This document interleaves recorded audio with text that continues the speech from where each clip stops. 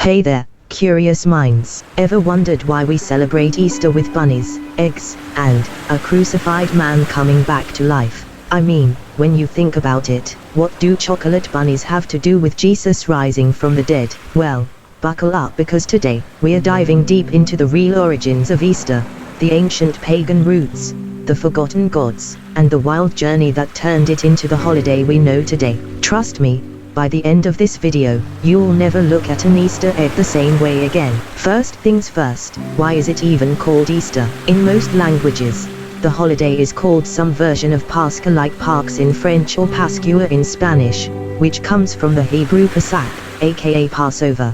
But in English and German Ostern, we use the word Easter, and that's where things get spicy. Many scholars believe the name comes from Eoster, or Ostera, an ancient Germanic goddess of spring and fertility. The 8th century monk Bede mentioned her in his writings, saying that the month of April was called Eostemona, Easter month in her honor. Now, here's the kicker. There's almost no other historical record of this goddess outside of Bede's mention.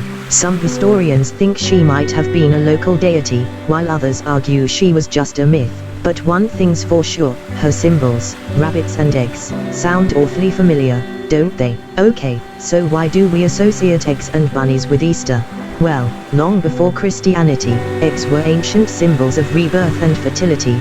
Think about it, an egg holds new life inside. The Persians, Egyptians, and Greeks all used eggs in spring festivals. Even the Romans had a spring festival called Hilaria. Sounds like hilarious, but it was actually about resurrection, specifically, the resurrection of the god Attis. Now, the Easter bunny. Yes, that fluffy little guy has zero to do with Christianity. Rabbits were sacred to Eoster, because they reproduce like, well, rabbits. And when German immigrants brought the tradition to America in the 1700s, it stuck.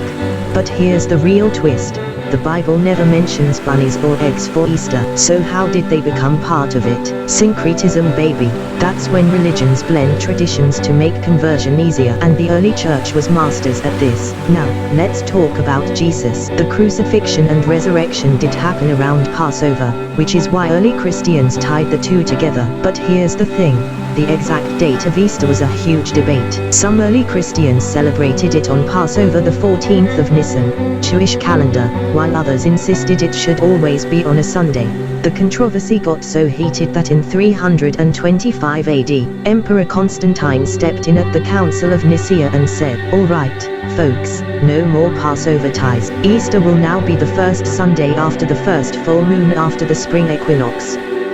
Why?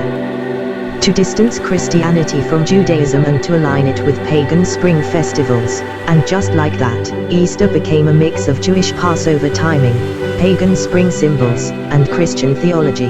But wait, it gets darker. Easter hasn't always been about chocolate and egg hunts. In medieval Europe, Jews were often blamed for Jesus' death around Easter, leading to violent pogroms. And in some cultures, Easter was a time for human sacrifice. The ancient Celts supposedly made offerings to ensure fertile crops. Even the tradition of Easter lambs has roots in both the Jewish Passover lamb and pagan sacrificial rituals. So yeah, Easter hasn't always been sunshine and rainbows. Fast forward to today, and Easter is a weird mashup of Christian resurrection, pagan fertility symbols, modern commercialism. But here's my question.